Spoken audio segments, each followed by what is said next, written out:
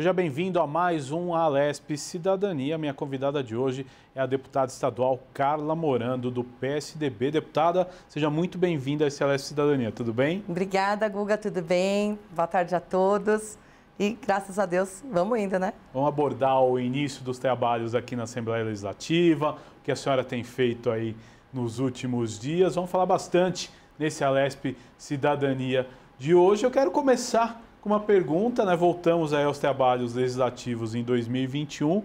Qual que é a sua expectativa aqui dentro da Assembleia Legislativa? Qual que é a expectativa desse início de ano aí no seu mandato? Bom, começamos os trabalhos agora, né? Então, eu tenho uma expectativa boa. Eu acho que esse ano a gente vai começar um ano aí já com uma esperança, né? Renovada. Também já com a vacina em andamento, a gente espera que ela venha o mais rápido possível para uma maior parcela da população. A gente sabe que nós seremos um dos últimos, né? Porque a idade vai tá longe, acho que lá para o fim do ano, assim. Mas, vacinando uma parcela grande da população, a gente já consegue ter um controle maior da pandemia e a gente consegue ter uma vida mais normal, né? Um pouco mais normal, não é normal ainda, mas eu acho que dá para a gente começar a ter de volta aí um pouco a nossa vida. Sem dúvida que nos nenhuma, foi retirada, né? Até né? Principalmente os idosos, né? E as pessoas que sofrem aí de comorbidades que podem agravar com a doença, com certeza, né? E eu vejo, por exemplo, a sua região, São Bernardo do Campo, o plano de vacinação já estava pronto, né? E conseguiu vacinar um número grande de pessoas logo, né? Conforme a demanda recebida pela Secretaria de Saúde, né? Exatamente. Na verdade, já tem toda a estrutura, né, aguardando a chegada das vacinas. Assim que ela chega, já é desarmado todo aquele... contingente, já tem toda a estrutura, todo, né? E a vacina vai para a rua. A gente tem uma expectativa de que em 1, 2 dias a gente já consiga terminar com tudo isso. Agora, né? deputada, qual que é a sua visão, né? A ciência ela é muito importante. Como conciliar ciência, economia? A senhora que é empreendedora, né?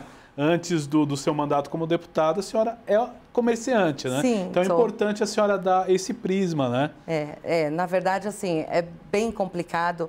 Essa doença, ela não veio com manual, né? Ela pegou todo mundo de surpresa, né? E todo mundo, literalmente, mundo, né?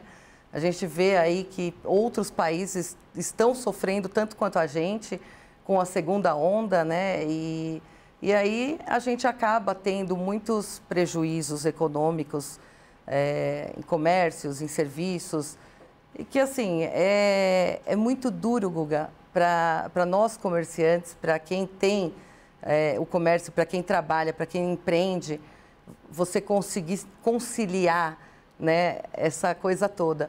Você tem a conta para pagar, a conta não para, né? A conta vem, o aluguel não muda, a conta de água, a conta de luz, funcionário, tudo isso continua. Mas você precisa, na verdade, fechar o comércio muitas vezes.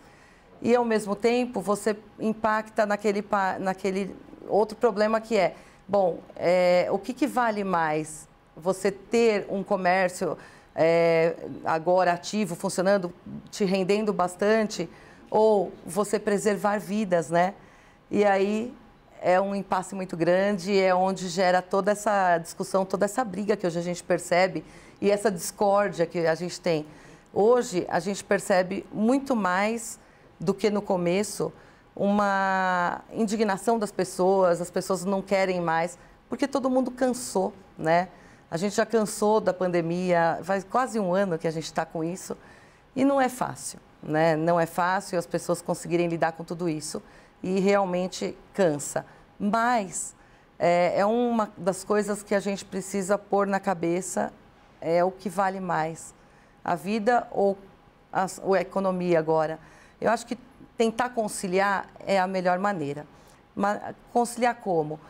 Economia e saúde conciliarem não aglomerando, tentando fazer um distanciamento, tentando não fazer o que hoje está acontecendo. As pessoas deixaram de usar a máscara, né? Hoje a gente está aqui sem a máscara porque estamos longe. Temos o distanciamento correto, né? Exatamente. Mas a gente percebe quando a gente anda na rua que as pessoas deixaram de usar a máscara, elas deixaram de usar o álcool. Quando a gente começou a pandemia, o pessoal estava neurótico lá com álcool, com aquela coisa toda.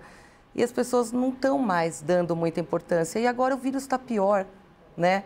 Hoje, com novas cepas mundialmente, né? Não é só aqui no Brasil, mas a gente teve o caso do Amazonas, né? Que é uma cepa que tem maior contágio e ela pode chegar até aqui. Quer dizer, a prevenção ela tá entre nós, né? Exato. Ela está entre nós. Então, assim, isso tudo, eu acho que é o que mais impacta.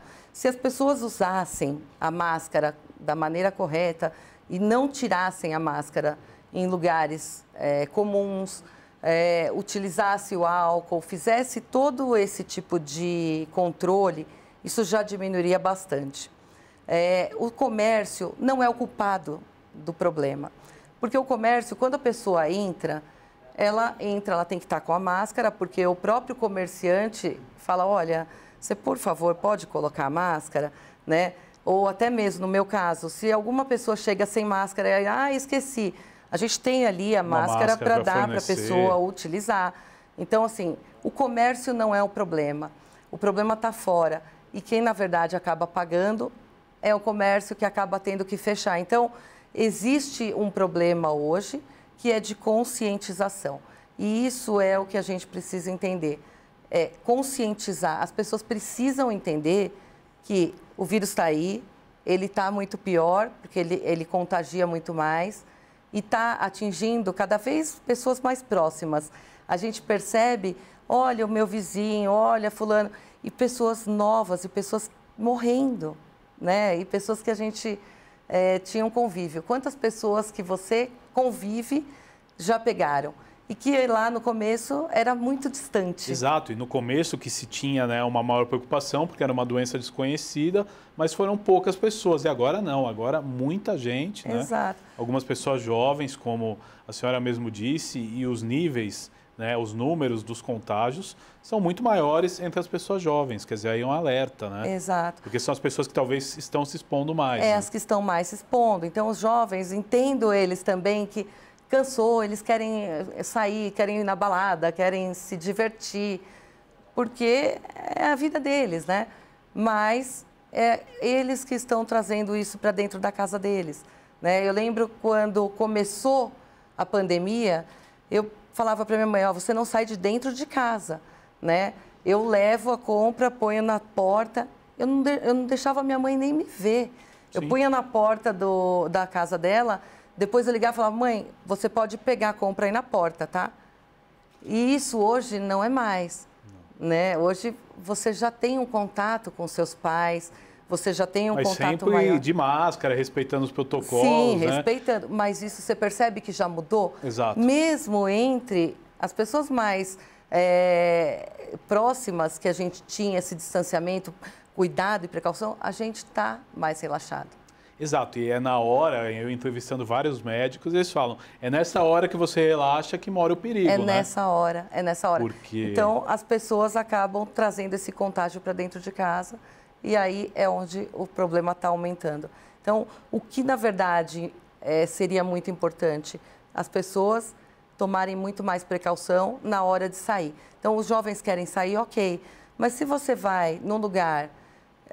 vou pagar R$500, que era uma festa que teve aqui no Morumbi, que a gente viu em todas as reportagens. Eu vou pagar R$500 para ir numa festa clandestina. Você concorda que se a festa é clandestina e vai ter um mundo de gente lá dentro, é porque está errado. Está errado. Né? Então, por que você vai? Porque você vai expor a sua família a esse risco. E é o que acontece. Então, infelizmente, a gente precisa ter essa conscientização. E entre os jovens, a gente está tendo exemplo, né, nas mais variadas classes sociais. A senhora falou, por exemplo, de uma festa clandestina no Morumbi, que foi muito divulgada, e também os pancadões, por exemplo, que é uma manifestação cultural, sim, mas não é hora disso, né? E que é tão difícil de ser controlado, porque as pessoas acabam se aglomerando e ninguém consegue saber aonde vai ter, a hora que vai ter, porque eles se ajuntam ali e começa. Tudo muito rápido, muito dinâmico rápido. Hoje com as redes sociais. É muito difícil controlar. Isso acontece bastante no ABC Paulista, também a senhora que acompanha? Sim, era muito pior, né? Principalmente na cidade de São Bernardo. a gente tinha pancadões, assim, era muito, muito. Em todo bairro existia pancadão. O Orlando, ele entrou com um programa, né, Noite Tranquila, que ele se perdura até hoje, é um programa de sucesso, e a gente conseguiu controlar isso dentro da nossa cidade. Existe pancadões? Existe, claro. Não é uma coisa, não existe mais, porque as coisas acontecem, mas a polícia sempre está atenta e vai lá, faz todo o trabalho, acaba com a festa e aí lacra o bar.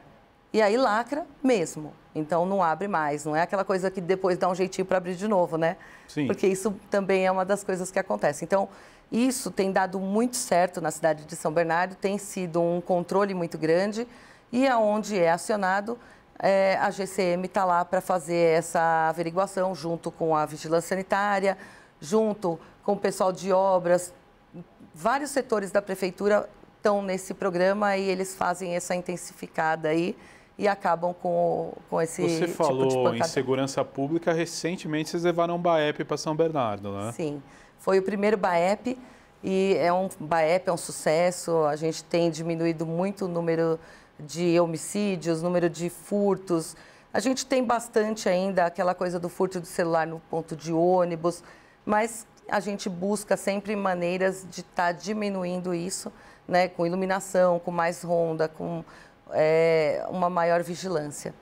Tem dado bastante certo, a gente tem diminuído bastante os índices na região do ABC toda. Com certeza, acho que a tecnologia cada vez mais, né, é aliada, e outro dia entrevistava o Coronel Camilo, né, que é o secretário executivo da Polícia Militar, e ele falava exatamente dessa questão do investimento de tecnologia e também de um projeto que ele teve aqui na casa, né, que virou lei, que é o projeto Vizinhança Solidária, que ajudava bastante também. Por quê? Porque os moradores começaram a interagir com a polícia e davam resultado. Exatamente. Né? Muitas vezes eu recebo algumas reclamações através das minhas redes sociais, aciono a polícia militar e aí mando vídeos justamente dessa questão da vigilância, né, da vizinhança solidária, e aí eu acabo acionando a polícia para entrar ali, fazer algum tipo de ronda ostensiva e tentar diminuir ali o número de furtos de veículos ou de pessoas estranhas rondando, né? Isso tem dado bastante certo e a tecnologia tem ajudado bastante. Na cidade de São Bernardo, Guga, o Orlando fez a instalação de mais de 460 câmeras, né, de vigilância, que são aqueles detectas, né?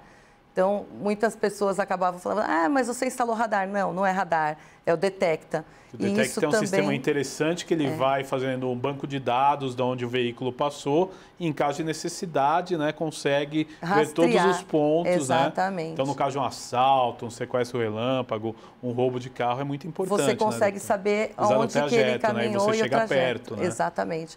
Isso tem ajudado bastante. É o uso da tecnologia a favor da polícia e da segurança e não do crime, né? Exatamente, é importante. Agora, na área da saúde, deputada, a senhora tem feito muita coisa na região do ABC, entre elas aí incluiu na LOA desse ano, né, uma rede Lucy Montoro em São Bernardo, é isso? Na verdade, isso, uma unidade Lucy Montoro e uma AME, né, que também são equipamentos que a gente não tem. Já tem o local escolhido lá? Já temos ali tudo prontinho, esperando só o start. Na verdade, a pandemia acabou atrasando bastante esse projeto, já era um projeto que a gente tinha para o outro ano, junto com o governo, porém, com a questão pandemia, o hospital que a gente tem hoje, que é exclusivo de Covid, que seria o hospital de urgência, que seria a transferência do nosso pronto-socorro central, né?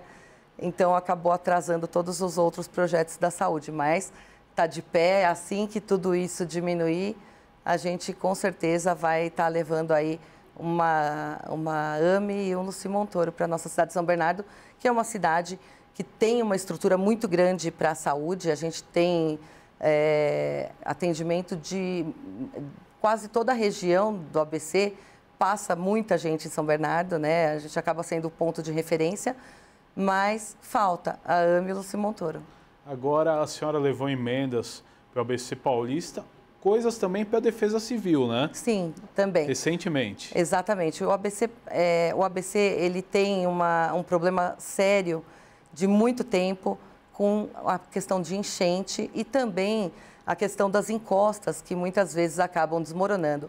O Orlando fez ali o tratamento de várias encostas, né, e conseguiu conter, fez as contenções, e isso acabou com esse problema em diversos bairros da nossa cidade. Mas a enchente que a gente tem ali na parte do Tamanduateí, né, e o Córrego dos Meninos ainda é bastante complicada. Então, a nossa solução é a questão do piscinão do Jaboticabal, que é o que a gente aguarda, né? Então, o governador esteve lá, era um projeto que estava ali sendo empurrado há mais de 10 anos. Eu sempre convivi muito com esse problema desde que eu morava em São Caetano, desde criança. É porque a enchente lá, pelo que eu me lembro, ela pega o ABC inteiro, Exatamente. né? Faz não um corredor, né? Na verdade, não é em São Bernardo, é em São Bernardo, em Santo André, São Caetano. Pega as 3 cidades lá numa divisa, tudo, né? E São Paulo. Então, aquela região toda fica totalmente submersa e as casas todas ali também, né? E eu me lembro de criança que eu ia ajudar lá a limpar a casa de amigos, tirar a água de dentro das casas, todo ano. Todo ano era a mesma história. E isso continua até hoje, né? Então, o governador fez esse compromisso com a gente. O que está acontecendo hoje, por não ter começado, é porque está parado no governo federal, né? A gente tem um problema na liberação do governo federal de uma verba para poder fazer isso, mas eu tenho certeza que o governador já se comprometeu que, se independente do governo federal, ele vai fazer, independente de vir ou não a emenda, a verba de lado federal ou não. Ele vai fazer sozinho com o governo do estado. Então, notícia boa aí para a população do ABC, né, nos próximos anos aí, quem sabe, esse problema resolvido. Infelizmente é um negócio que não vai ficar pronto para o próximo ano. Demora. Acredito que começando esse ano, a gente vai ter isso só para o ano de 2022. Porque o problema das enchentes no estado de São Paulo é coisa de 40, 50 anos, né? Que todos os governantes sempre tentam resolver, né? Exatamente. Não é fácil, não é simples. Porque complexo. Como é limite de município, então fica aquela coisa, não, esse é um problema de São Caetano, não, é de São Bernardo, é de Santo André. Então, não dava para solucionar porque era limite de município, mas o governador pegou isso como um problema do estado e agora sim vai ter uma solução. Só não aconteceu ainda porque o governo federal travou tudo. Agora, deputada, a senhora tem encaminhado emendas aí para a área social também, né? Mais de 2 milhões aí de reais recentemente para entidades, né, do ABC Paulista. A senhora gostaria de destacar alguma coisa em relação a isso? Bom, eu sou suspeita em falar de terceiro setor. É uma prioridade do seu mandato, inclusive. O terceiro setor foi da onde eu nasci, né? Eu peguei o Fundo Social, conheci o terceiro setor, fiquei apaixonada pelo terceiro setor e falei, eu vou para lá para lutar pelo terceiro setor. E eu, com certeza, mando todo ano tudo que eu puder de emendas para o terceiro setor. É prioridade minha e vou continuar mandando. É lógico que, assim, gostaria de poder fazer muito mais, mas a gente tem os limites, né, de deputado, então, tudo que eu puder fazer, pode ter certeza que eu vou continuar fazendo, porque o terceiro setor realmente é um setor que ajuda muito o público, né? Aonde a prefeitura não consegue chegar, tem o terceiro setor que consegue acolher. Agora, deputada, uma das frentes parlamentares que a senhora encampa aqui na casa é do setor do varejo, né? Esse ano é importantíssimas ações, né? O que já planeja nessa área? Porque com certeza a retomada, né? Se bem que também o setor supermercadista foi, de certo modo, não perdeu tanto nessa pandemia, né? O setor supermercadista, na verdade, foi o que menos foi atingido. Até contratou, né, deputada? Exatamente. Ele gerou contratou emprego. bastante gente, ele gerou emprego. É um dos setores que mais gera emprego e também gera emprego na área, né, de mulheres também. E outra frente parlamentar que eu faço parte, que eu sou presidente, é o do setor têxtil, também a grande maioria de mulheres, né, que isso também me dá bastante satisfação, que a gente sabe que são as mulheres que estão ali sendo empregadas. são chefes de família, que fazem tudo dentro da casa. Então, é muito importante. São dois setores que realmente fazem grande diferença, não só na economia, mas também para as famílias todas. Eu acho muito importante. E, com certeza, a gente tem diversos projetos aí para estar implementando, tanto de fazer cursos profissionalizantes, Exato. né, e outras coisas também, e geração de empregos, que é o que a gente busca sempre, é a geração de emprego. Agora, deputada, a gente falou, a pandemia foi uma crise mundial, não só aqui no Brasil. Tivemos exemplos tristes, por exemplo, em Portugal, faltou oxigênio. No Amazonas, acho que a gente viveu, né, o período mais trágico, a gente pode avaliar, foi o que aconteceu no Amazonas. Que lição que a gente tira disso, como gestores, pessoas públicas? Quais as lições? A primeira lição é não subestime o vírus. Eu acho que eu escutei bastante de muitas pessoas que, assim, olha, eu não dava importância ao vírus até a minha mãe pegar, minha esposa pegar, meu filho pegar. Eu não dava importância, mas ele realmente não é brincadeira. Então, assim, a primeira lição é não subestimar o vírus. A segunda lição é planejamento, né? O planejamento que é tão importante, né? Eu acho que isso foi uma das coisas que o governo de São Paulo fez com maestria, foi o planejamento. Tanto que a gente tem o planejamento da nossa vacina, o planejamento da compra de seringas e de agulhas, que veio desde maio. Gestão, né? Gestão. A gente tem tudo isso desde o início da pandemia sendo tratado com muito respeito e com muita responsabilidade. Hoje, nós temos tudo isso pronto. Claro que teve aí a tentativa de confiscarem todo o nosso estoque, mas nós tivemos o Supremo que conseguiu manter isso no nosso estado, porque não é uma coisa justa você tirar de um estado que se planejou em detrimento da União não ter feito.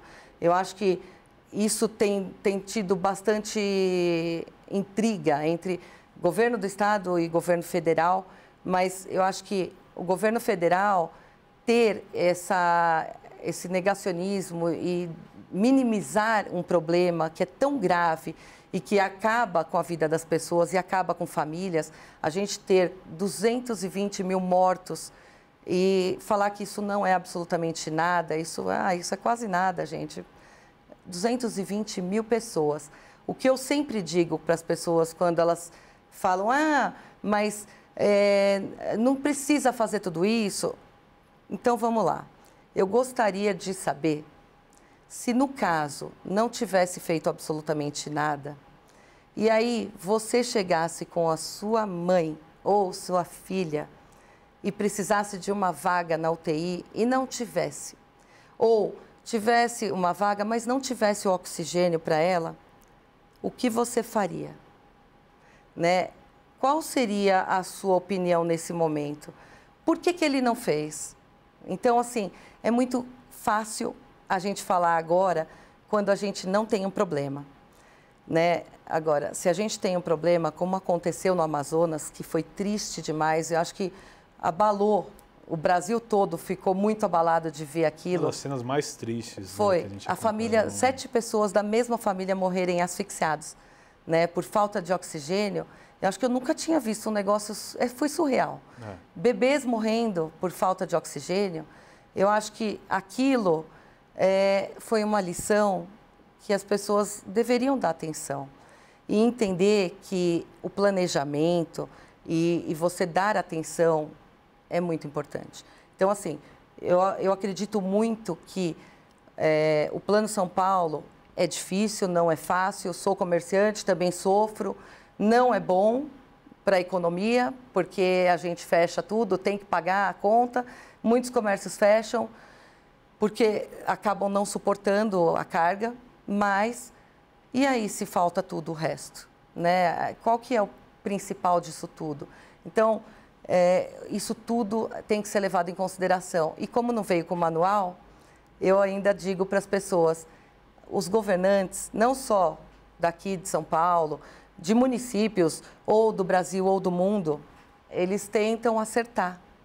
Ninguém está tentando errar, a gente está tentando acertar.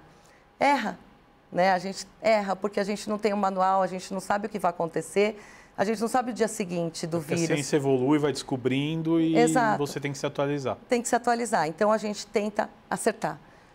Errar, erra, todo mundo erra, mas a gente vai fazendo e tentando acertar o mais que a gente pode. E acertar salvando as vidas, eu acho que é o mais importante de tudo. Então, isso é a principal lição que a gente leva. Tentar acertar para salvar as vidas. Deputada Carla Morando, eu quero agradecer por ter aceito o nosso convite e participar do nosso programa. Obrigada, Guga. E agradeço você bastante, agradeço a todos. E o que eu peço, só para terminar, é paciência mais um pouquinho para todo mundo. Eu sei que está aqui. A vacina já chegou, né? Está todo mundo por aqui. Para atender a demanda. Todo mundo, tá? Encheu já. Essa pandemia já deu.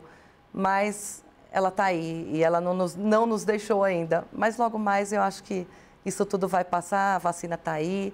Independente da nova cepa, a vacina provavelmente ela consiga controlar tudo isso.